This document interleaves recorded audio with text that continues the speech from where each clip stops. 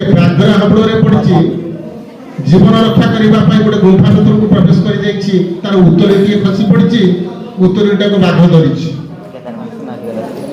ଏବଂ ସଦ୍ୟ କଞ୍ଚାମାଂସ ଭକ୍ଷଣ କରୁଥିବା ବାଘରେ ବାଘ ପାଟିରେ ଲାଗିଥିବା ରକ୍ତ ଗୁଡ଼ିକ ଉତ୍ତରୀ ଦେହରେ ଲାଗିଛି। ପ୍ରକୃତ ମଣିଷ ନୁହେଁ ବୋଲି ଛାଡ଼ି ଦେଇ ପଳେଇ ଯାଇଛି। ଉତ୍ତରୀଟାକୁ ପଡ଼ିଛି ତଳେ। କିଛି ସମୟ ପରେ କେଦାର ପହଞ୍ଚି ଦେଖିଛି ଦୃଶ୍ୟ। କ'ଣ ଭାବିଥିବ? ସେ କ'ଣ କରିବା ଭଲ ହେଇଛି, ଯାଇଛି, ସଫା ହେଇଛି, ମୋର କ'ଣ ଅଭାବ ଅଛନ୍ତି ନା ଆଉ ଆଡଜଷ୍ଟ ହେଇପାରିବିନି ଏ କଥା କହିବ?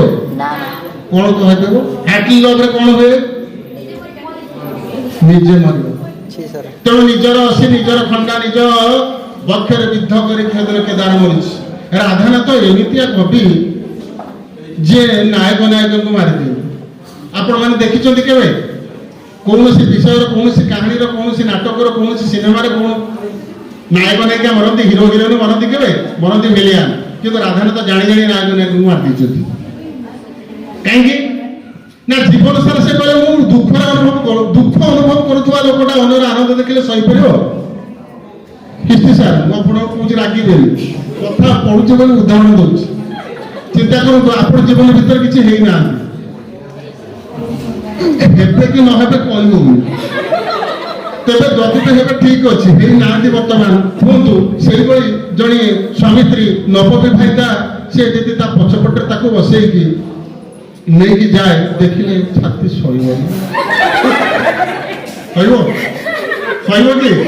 ସହିବନି। ରାଧାନାଥ କହିଲେ ମୁଁ ଜୀବନ ସାରା ଦୁଃଖ ପାଇଛି। ଦୁଃଖ ଦତ୍ତ ଜ୍ଞାନ ଚକ୍ଷୁରେ ଜଗତ ଦେଖିବାରେ ମୁଁ ହିଁ ଅଭ୍ୟସ୍ତ ସତତ। ଚିରଦିନ ତଦା ପ୍ରହାରେ ଜର୍ଜର ପଟ ଶିଷ୍ୟ ମୁଁ ହିଁ ଦୁଃଖ ଗୁରୁଙ୍କର। ଦୁଃଖ ଯଦି ଗୁରୁ ହୁଏ, ମୁଁ ତା ପଟ ଶିଷ୍ୟ। ଜୀବନ ସାରା କେବଳ ଦୁଃଖ ପାଇଛି।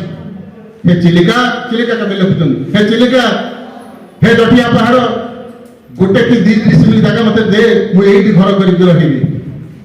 କୁଟୀର ବିରଚି ଜଟିଆ ଚରଣେ କାଟିଥାନ୍ତି ବିଶେଷ ନିକାଞ୍ଚନେ। ପଶୁରେ ଚିଲିକା ଦୁର୍ଗା ନିଜର ଅବଦାନିତ ଦୁଃଖ ଗୁଡ଼ିକ ଏଠି ପ୍ରକାଶ କରିଦେଇଛନ୍ତି। କହିଲେ ଯେ ସବୁବେଳେ ଜୀବନ ସାରା କଷ୍ଟ ପାଇଲା, ଦୁଃଖ ପାଇଲା, ସିଏ ଅନ୍ୟର ସୁଖ ଦେଖି କେବେ ସହିପାରିବ?